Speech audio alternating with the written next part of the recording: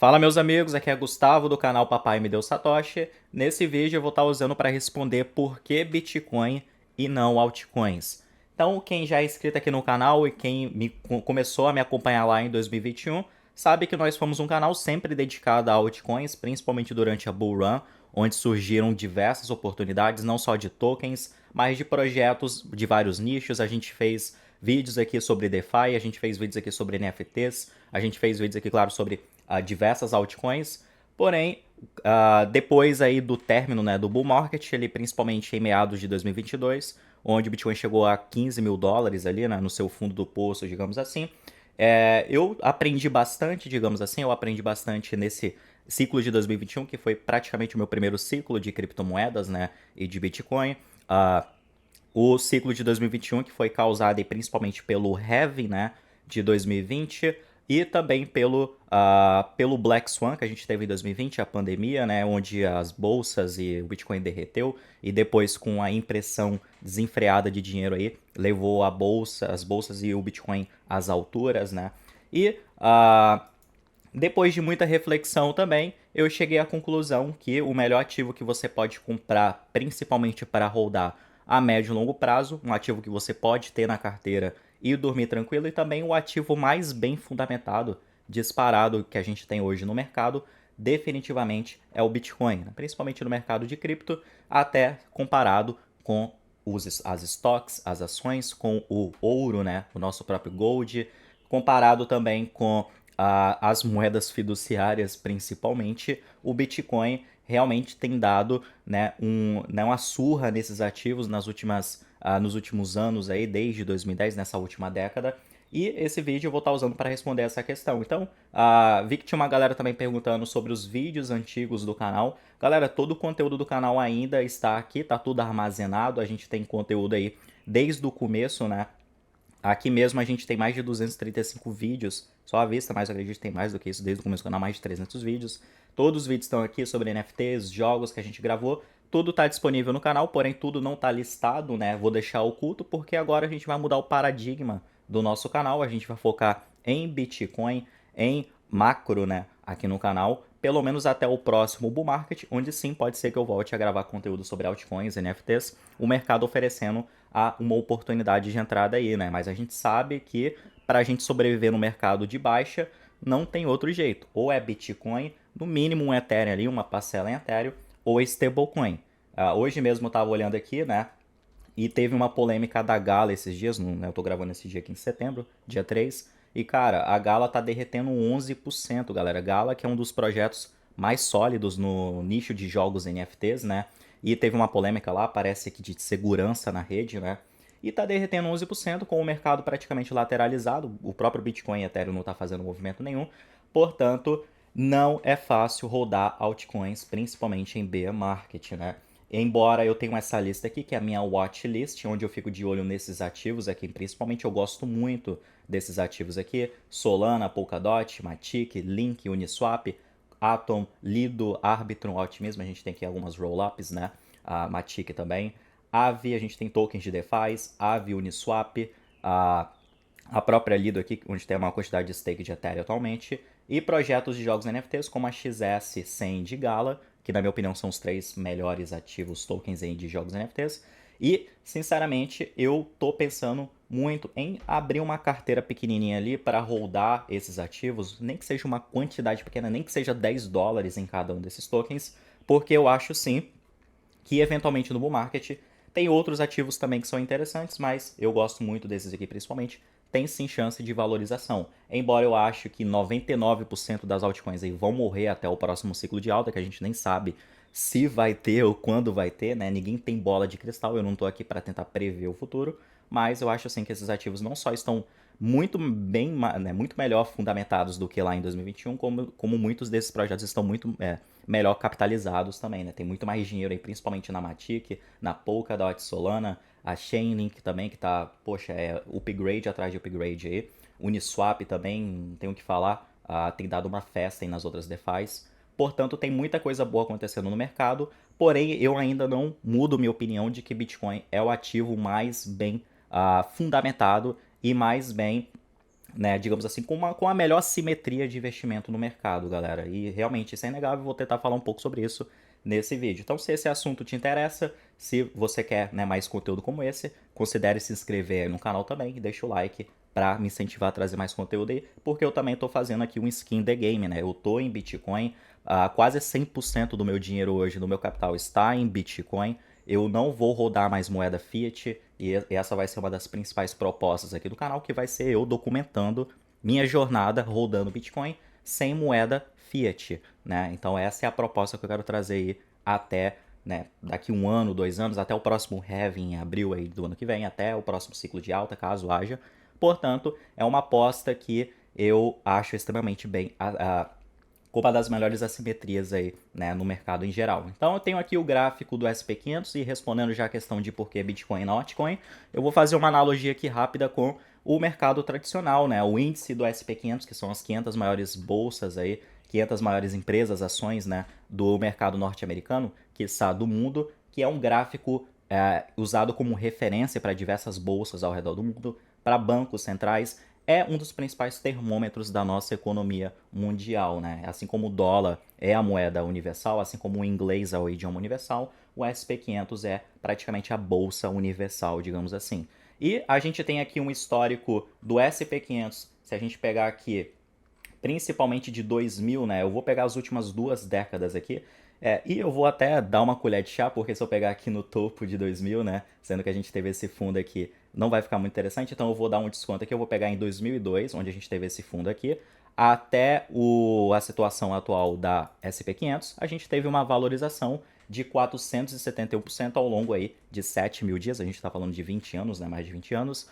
Portanto, se você holdou ações, estoques, principalmente as melhores empresas aí, Amazon, Tesla, né, Microsoft, que são praticamente, dentre essas 500 empresas que a gente tem na SP500, são 5, 6, 7, 8, no máximo 10 empresas que têm levado o índice adiante, principalmente nos últimos anos, né? Isso já mostra que a questão da diversificação, ela não é tão simples assim. Muita gente acha que é só diversificar, né? Isso é um dilema no mercado tradicional, né? Cria uma carteira, diversifica e não tem erro. Mas quem tem diversificado no mercado tradicional, na verdade, não tem colhido tão bons resultados assim, principalmente na SP500, onde dentre essas 500 empresas do índice, né, praticamente 10 empresas aí têm levado o índice adiante. Ultimamente até a Nvidia, né, tem disparado aí. Portanto, galera, por que comprar prata, cobre, né, chumbo, qualquer outro ativo, se você pode comprar ouro, né? Quando você, né, e o próprio Michael Saylor pega nessa tecla direto, né? Se você pode, se você conhece a solução para um problema de engenharia, por que que você vai, né, investir, diversificar em um outro ativo que tem menos potencial? Então a gente tem aqui o gráfico de algumas dessas empresas, né? Aqui no caso a Microsoft, com certeza é uma empresa que tem levado aí um índice adiante. Eu vou pegar só de 2010 aqui. De 2010 até o momento atual, a Microsoft tem se valorizado aí mais de 2.000%, né? Só um pouquinho. Quem investiu aí na estoque da Microsoft. A gente tem outras empresas também, como a Berkshire Hathaway, né? Que um dos maiores fundos de investimento aí, né, dos estoques também tem desempenhado muito bem. A Visa, com certeza, é um dos gigantes aí da SP500. A gente tem a Apple também, que, né, tem praticamente dominado o setor aí de telefonia no mundo, né? A gente tem o Google, praticamente o nosso principal search engine até hoje, né? Nosso mecanismo de busca. Nvidia também, principalmente nos últimos anos aí com a inteligência artificial, subindo quase que infinitamente, aí alta infinita, né? Impressionante.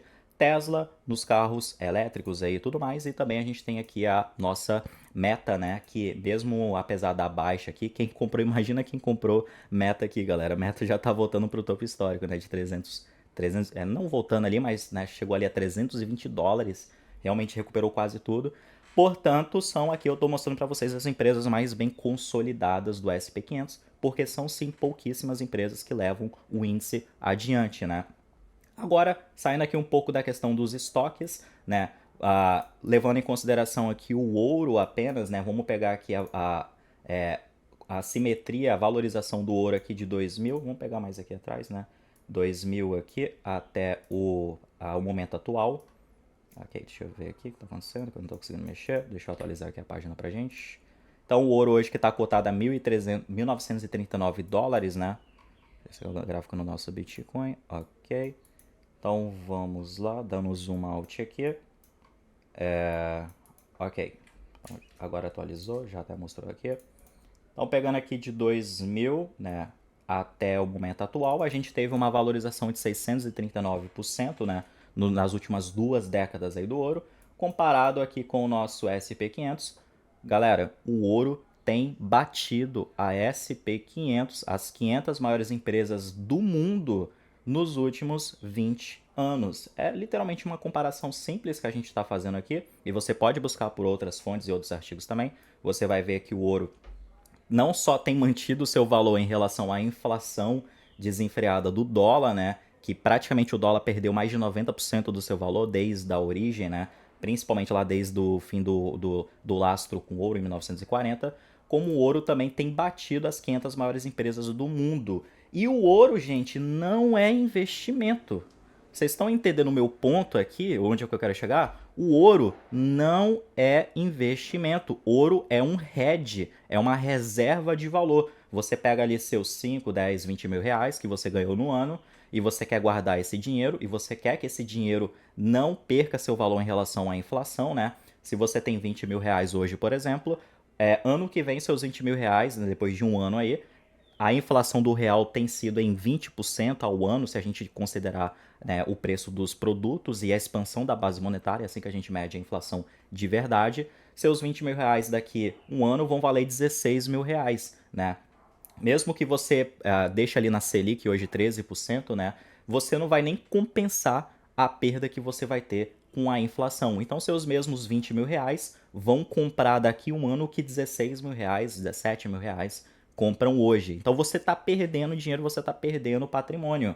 O ouro não só tem mantido seu valor em relação à inflação do dólar, né? Porque um dos principais motivos da valorização das bolsas, principalmente, perdão, dos estoques, principalmente do ouro, é a inflação do dólar, né? Aqui a gente está precificando em dólar e a gente não precisa precificar em outra moeda porque praticamente todas as outras moedas do mundo têm perdido seu valor em relação ao dólar. E o dólar tem perdido seu valor em relação ao ouro e as 500 maiores empresas do mundo. Vocês estão entendendo o meu ponto, gente? O real praticamente foi dizimado pelo dólar nos últimos anos e nas últimas 2 décadas aí, desde a criação do Plano Real. Você comprava no início do Plano Real, em 1900 e bolinha ali, né, 1990, se eu não me engano, 1994, você comprava com R$ 1 uma unidade de dólar.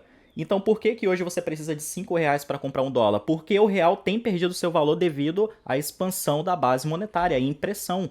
Amanhã vai existir muito mais reais do que existe hoje. E não existe um cap, um limite para a criação de novos reais.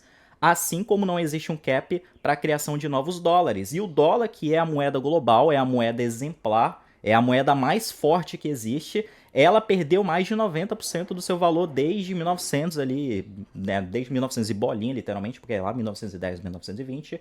E o dólar, novamente, é a moeda mais exemplar que a gente tem. É o nosso, né, como diz o Michael Saylor, as good as it gets, né? Não tem como ficar, nem não tem como criar uma moeda fiduciária melhor do que o dólar ali nos padrões de hoje, né? Portanto, é realmente fantástico e a assimetria do Bitcoin, né? Voltando agora para o Bitcoin, vamos trocar aqui para o nosso BTC, né? Hoje você precisa aí de 25 mil, né? Eu gravei isso aí, tem um vídeo aqui no canal, Bitcoin é o melhor investimento do século XXI, onde eu explico melhor sobre esse gráfico aqui, mas eu vou gravar outros vídeos falando principalmente sobre cada um dos halvings. E a gente tem hoje uma unidade do Bitcoin, você precisa de 25.866 unidades de dólares para comprar uma unidade do Bitcoin, né? Eu não vou nem pegar aqui, galera, porque se eu pegar aqui o Bitcoin de 2011, né, onde valia 2 dólares, até o preço atual, né, que é um exercício que eu fiz ali com a SP500 e o ouro, eu não sei nem ler isso daqui, que está escrito aqui em porcentagem.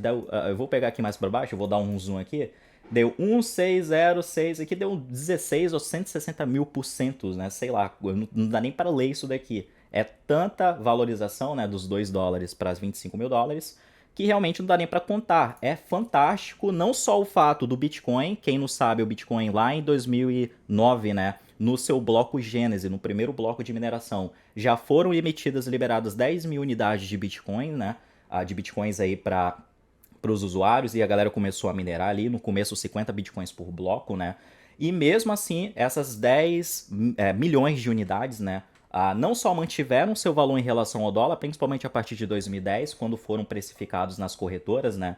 Aqui a gente tem um gráfico desde 2011, mas foi listado nas corretoras lá em 2010. O Bitcoin no primeiro ano ele não tinha nem preço, tá, gente? Porque não tinha listagem corretora, portanto não tinha como chegar a um consenso de quanto que valia um Bitcoin, né? Porém, a partir do momento que ele foi listado nas corretoras por centavos de dólares, né? Não chegou a nem dólares ali, a o Bitcoin ele não só manteve seu valor em relação à inflação do dólar, a inflação do dólar hoje, né, principalmente de acordo com o Michael Saylor, que estuda isso daí bem mais do que eu, está 7,5% ao ano, o que é uma taxa absurda para a moeda global, né, para a moeda mais forte, que a gente tem quase 10% ao dólar. Se você tem patrimônio em dólar, você está perdendo quase 10% ao ano, né? Sem falar de 2020 para cá, do Black Swan para cá, onde a base monetária aí do dólar praticamente dobrou, né, galera? Quase que dobrou. A gente tinha ali uma relação de 15 mil pontos, né? Aqui em 2020, a gente chegou quase a 22, 23 mil pontos. Com o aumento da taxa de juros aí, deu uma equilibrada. Mas a taxa de juros já está caindo e vai cair. E eles vão voltar a imprimir mais dólares, assim como eles têm feito nas últimas décadas, nos últimos séculos. A inflação não vai acabar porque não tem como você acabar com a inflação de um ativo que pode existir cada vez mais. Se um ativo ele não tem limite de criação, se ele não tem um cap, ele vai existir cada vez mais e ele vai ser cada vez mais inflado, né? Ele vai ter o seu valor cada vez mais diluído. Então eu tô falando aqui sobre a diluição, a perda de valor do dólar, que é a moeda mais forte do mundo, né? Portanto, eu invisto em Bitcoin por causa disso. Eu não invisto em Bitcoin porque eu quero ficar rico daqui 1 ano, 2 anos, 5 anos. Não só porque eu quero uma reserva de valor. Eu invisto em Bitcoin e hoje o canal vai ser só sobre Bitcoin porque eu quero ter comigo a moeda mais forte e um dos ativos que mais se valorizou no século XXI. Eu quero ter na minha carteira o ativo que deu um pau no dólar nas últimas décadas, nos últimos anos, né? Eu quero ter na minha carteira um ativo que eu sei que vai existir só 21 milhões de unidades e que eu consigo verificar na rede quais são as carteiras que estão rodando esse arquivo através de uma blockchain pública, né? E também um ativo que eu não preciso de um banco, que eu não preciso de uma custódia de um terceiro ou da influência de um líder carismático, né, como dizia o Satoshi Nakamoto, para eu saber que eu posso manejar esse ativo e que esse ativo vai seguir o que está escrito ali no seu código base, né, no seu protocolo desde 2008 aí com a programação do ativo, né? Portanto, eu quero ter um ativo que não só tem mantido o seu valor também em relação ao dólar, né, galera? Ao nosso querido Gold aqui, como também tem dado uma coça no ouro também desde sua fundação, né? O ouro que é a principal reserva de valor hoje no mercado, né? E eu quero falar mais um pouco dessa relação do ouro e do Bitcoin, né? O meu ponto é que o Bitcoin é muito mais forte do que a SP500, o Bitcoin é muito mais forte do que o ouro, e o Bitcoin é muito, muito, muito mais forte do que toda e qualquer moeda fiduciária, inclusive a moeda mais forte, que é o dólar.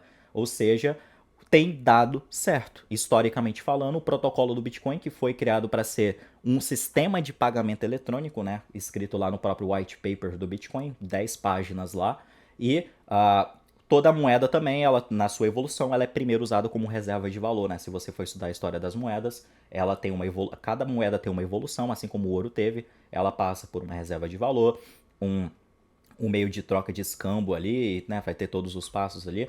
Aqui a relação do Bitcoin a ouro, né? Em 2000 e vamos pegar aqui 2012, né? Eu acho que já é uma ponta ali que o Bitcoin estava começando a amadurecer mais. Você precisava de uma fração de 0,006 ouro, né? Hoje cotado em US$ 1.900, para você adquirir uma unidade de Bitcoin. Claro, o Bitcoin nessa época custava unidades de dólares. A partir de 2017, depois do segundo halving de 2016 aí, as coisas começaram a ficar mais interessantes. Agora você precisava de 11,89 unidades de ouro aí, né? Se eu não me engano, essa precificação ela é em cima da onça do ouro, né? Alguma coisa assim, me corrija, eu não sou especialista em ouro e também não sou especialista em Bitcoin, mas com certeza eu não sou especialista em ouro. Mas vamos colocar como fração de ouro, né? Você precisava de 11 frações de ouro para você adquirir uma fração do Bitcoin. Ou seja, o Bitcoin está se valorizando cada vez mais em relação ao ouro, o ouro que tem mantido o seu valor em relação à inflação do dólar nos últimos anos. Então, esse é o gráfico certo da gente estar analisando o preço do Bitcoin e não o gráfico de Bitcoin com dólar, porque o dólar tem inflado, o dólar tem perdido o seu valor. Eu até comentei esses dias numa live aí de cripto, né? Onde eu comentei assim que hoje o Bitcoin ele tá mais barato, né? Deixa eu pegar aqui, o Bitcoin hoje tá 25 mil dólares. Hoje o Bitcoin, você comprando por 25 mil dólares, ele tá mais barato do que se você comprasse no topo histórico de 2017, onde o Bitcoin custava 20 mil dólares. E você me pergunta, Gustavo, sua matemática tá quebrado, como é que 25 mil dólares é mais barato do que 20 mil dólares? Por causa da inflação, gente. Hoje, 25 mil dólares, você não compra nem o que você comprava em 2017 com 20 mil dólares. Porque o dólar, existe mais quantidade de dólares circulando hoje do que existia em 2017. E eu tinha achado um gráfico aqui, uma relação, né, no próprio CoinMarketCap, que mostra que a quantidade de dólares existente hoje são 35 trilhões. Eu vou pesquisar um pouco melhor, aqui está no próprio CoinMarketCap, mas eu vou pesquisar um pouco melhor desse índice. Porém, eu acredito que esteja preciso sim, porque a dívida pública dos Estados Unidos hoje já está em 32 trilhões de dólares, né? E tem previsão para duplicar até o final dessa década, para chegar acima de 60 trilhões de dólares. Portanto, a quantidade de dólares que existe hoje, esse aqui é o cap, assim como a gente analisa as criptomoedas, cap não, perdão, assim como a gente analisa as criptos, né? Esse aqui é o supply circulante, a oferta circulante da moeda, né?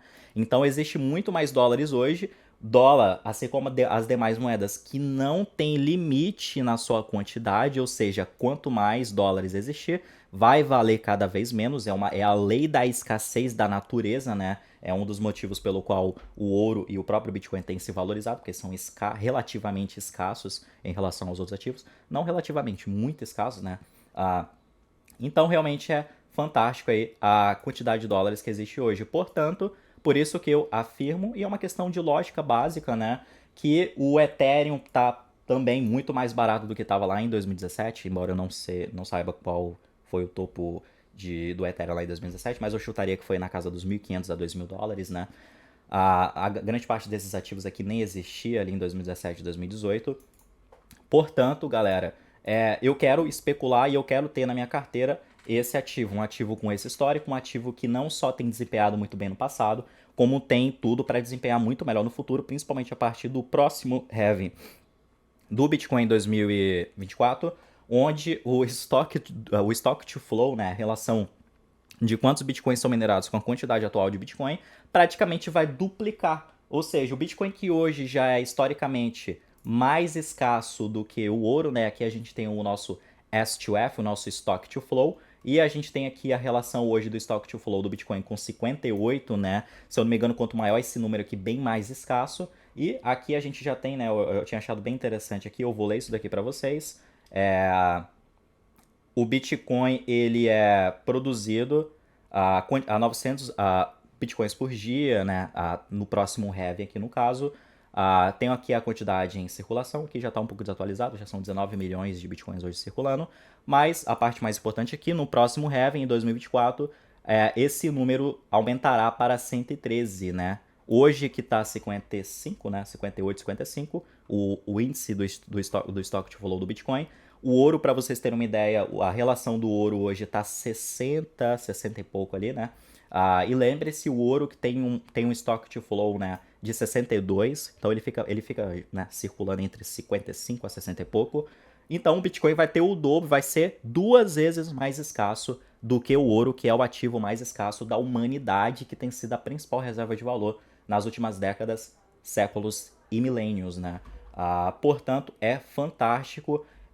Realmente hoje eu consigo enxergar que o Bitcoin não só tem sido uma tecnologia revolucionária, mas provavelmente uma das maiores invenções da humanidade, porque finalmente nós conseguimos criar o dinheiro perfeito, o sound money, né, como eles chamam, o dinheiro que consegue não só carregar e transportar seu valor ao longo do tempo, né, através do time, né, que eles chamam, do tempo, mas também através do espaço. O Bitcoin é excelente para você, né, transferir grandes quantidades e quase que instantaneamente ao longo, né, do espaço. Então o Sound Money é essa mistura de tempo e espaço. Né? A moeda fiduciária, por exemplo, as nossas queridas fiats, né, são excelentes para você transferir através do espaço, porque com o Pix hoje, o real brasileiro, ou uma transferência bancária, você consegue transportar grandes quantidades de moeda fiduciária para qualquer parte do mundo. ela é muito boa no espaço, porém ela é péssima, horrível no tempo, porque vai existir cada vez mais quantidade dessa moeda e elas vão perder cada vez mais o seu valor. Tô falando para toda, gente. O yuan chinês, o euro, o ien japonês, a libra esterlina, né, o won coreano, o rupee indiano, o dólar canadense, a shitcoin real brasileira. Portanto, não é nem tanto uma questão de política, gente, porque o dólar também tem fracassado muito. Não é só o real, o nosso país, a nossa política. Todas as moedas estão altamente infladas e vão ser cada vez mais infladas, principalmente depois agora de 2020, onde a gente teve uma expansão da base monetária quase no mundo inteiro, porque o que o Banco Central norte-americano faz, o que o Fed faz, os outros bancos praticamente copiam, né? As tomadas de decisões do Fed. Não, eu não estou generalizando aqui 100%, mas eu estou sim generalizando grande parte, porque é o que acontece, né? Então realmente é fantástico. Deixa eu ver aqui se eu passei por todos os tópicos, né?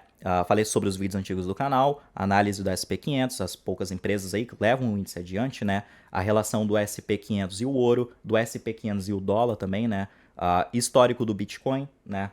Tem aqui também histórico do Ethereum e das altcoins, mas eu vou deixar isso para outro vídeo. E acredito que seja isso, tá? Tem um gráfico aqui bem interessante também, que mostra o market cap atual das maiores empresas do mundo e do ouro e da prata. Hoje a gente tem o ouro aí com 13 trilhões de dólares de market cap. Eu acho esse gráfico muito legal porque ele mostra principalmente a relação aí do ouro com as principais empresas do mundo e também o tamanho do ouro dessas empresas em relação ao Bitcoin. Então a gente tem a Apple com 3 trilhões de dólares de market cap, né? Só para vocês terem uma ideia, hoje o mercado de criptomoedas, todas as criptos aqui, né, galera, cotadas em 1 trilhão de dólar, né? Temos aí a Microsoft com 2,4 trilhões de dólares de market cap, né? Saudi Aramco aí, Google, né? Aqui por volta de 1,5. A prata aqui com 1,3 trilhões de dólares de market cap, Nvidia, e o Bitcoin lá embaixo com 500 bilhões de dólares, né? Eu acho esse gráfico muito legal, essa relação aqui muito legal, porque mostra que realmente o Bitcoin é um ativo bem pequenininho ainda, né? Que tem espaço para crescimento, na minha opinião. Então, quanto que pode valer um Bitcoin? É a hora certa para o Bitcoin? Eu não quero falar sobre isso agora, galera, e também prefiro não opinar sobre isso nesse momento, porque eu não tenho bola de cristal, né? Pode ser que isso daqui desabe nos próximos anos, nos próximos meses. Pode ser que isso aqui dispare, pode ser que isso aqui dispare, né? O Bitcoin, se eu não me engano, no seu topo histórico em 2021, chegou a 1 trilhão e pouco, né?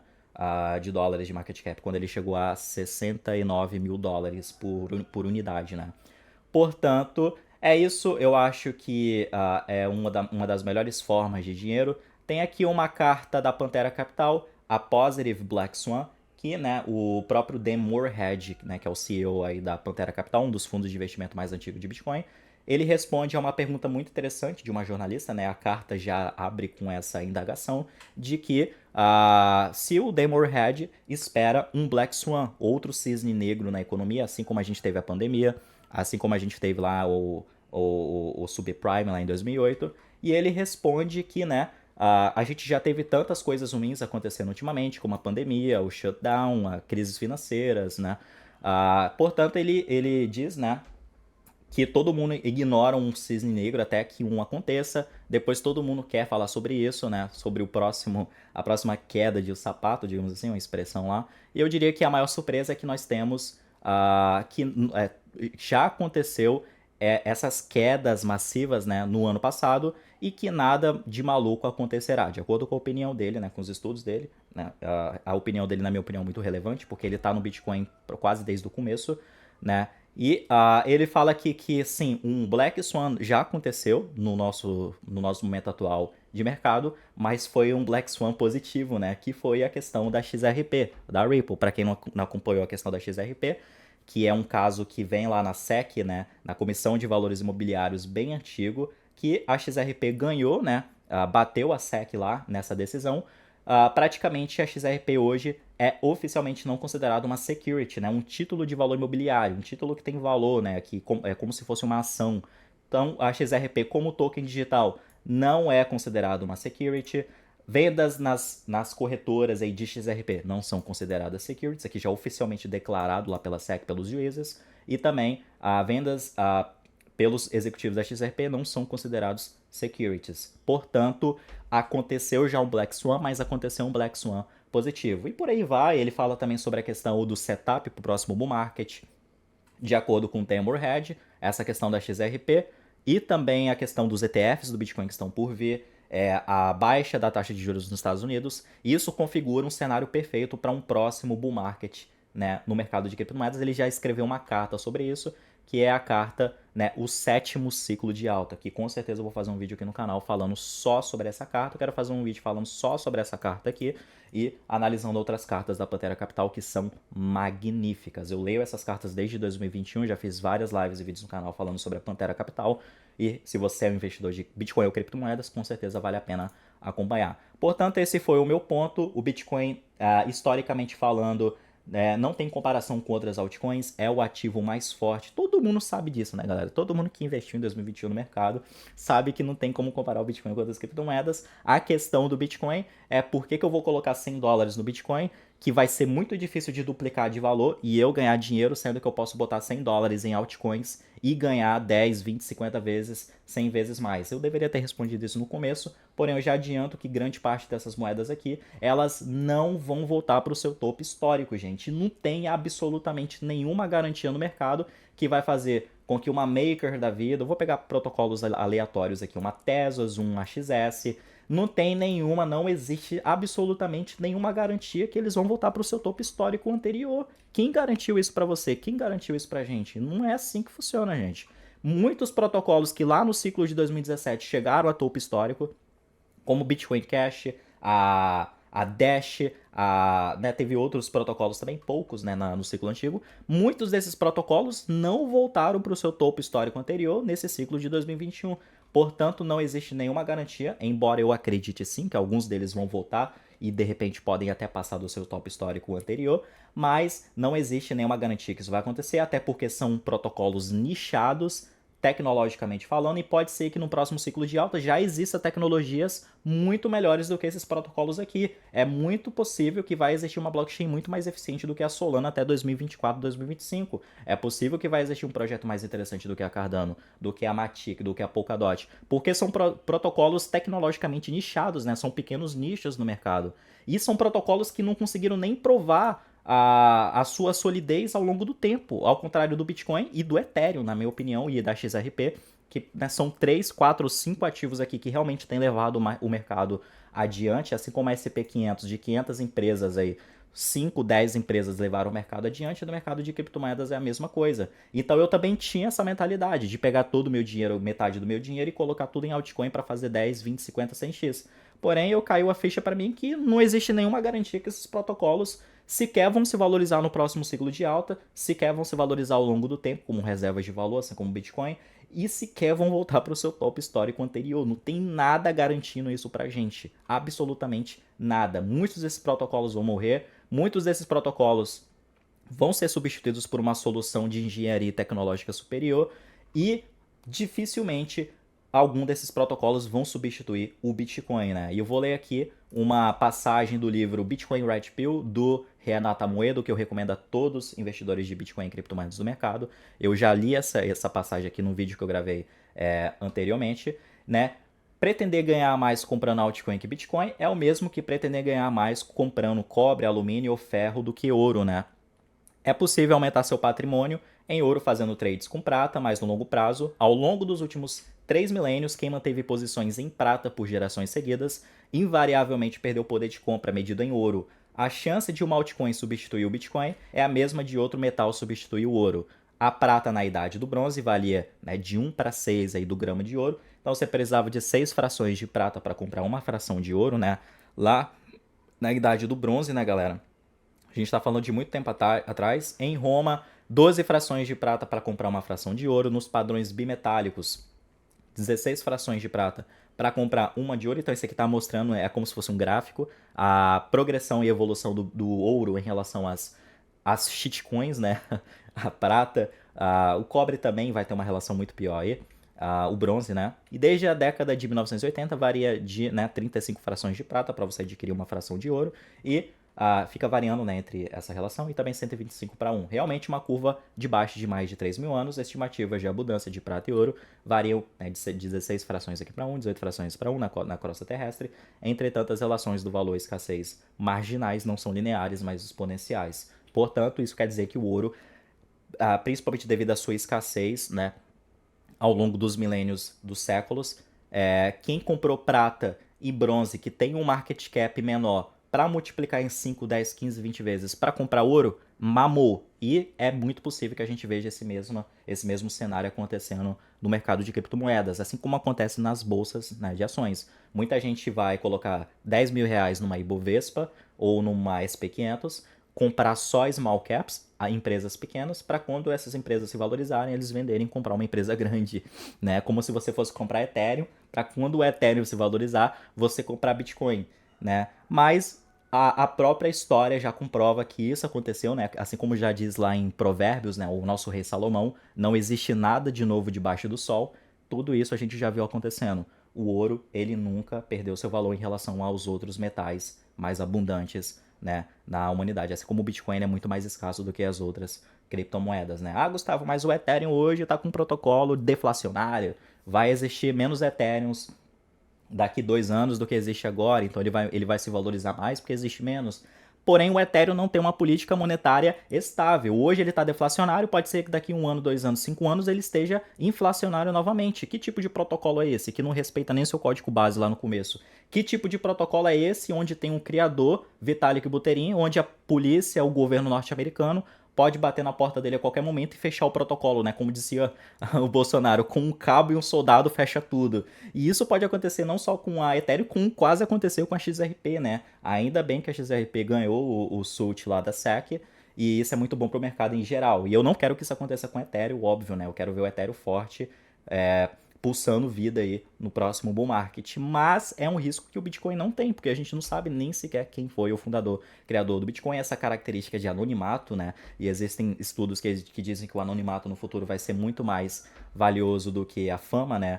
Por vários motivos, é um dos principais, né? Uma das cerejas do bolo aí do Bitcoin. Portanto, cuidado, comprar altcoin, galera, não é garantia que você vai ganhar mais dinheiro do que comprar Bitcoin e muito menos que você vai ter sucesso e com suas altcoins você vai conseguir ter mais unidades de satoshis e Bitcoins no futuro, né? Eu acho que é válido sim ter uma carteira de altcoin com uma fração muito pequena dos seus Bitcoins, 5%, 10%, no máximo 20%. Eu mesmo estudo fazer isso ainda, pegar 5, 10% do meu dinheiro e botar em altcoin, né, fazer uma especulação, que seria literalmente uma aposta, não seria nada relacionado ao Bitcoin, não seria nada relacionado a ter uma moeda de verdade, uma reserva de valor, mas uma aposta para no futuro adquirir mais satoshis, né?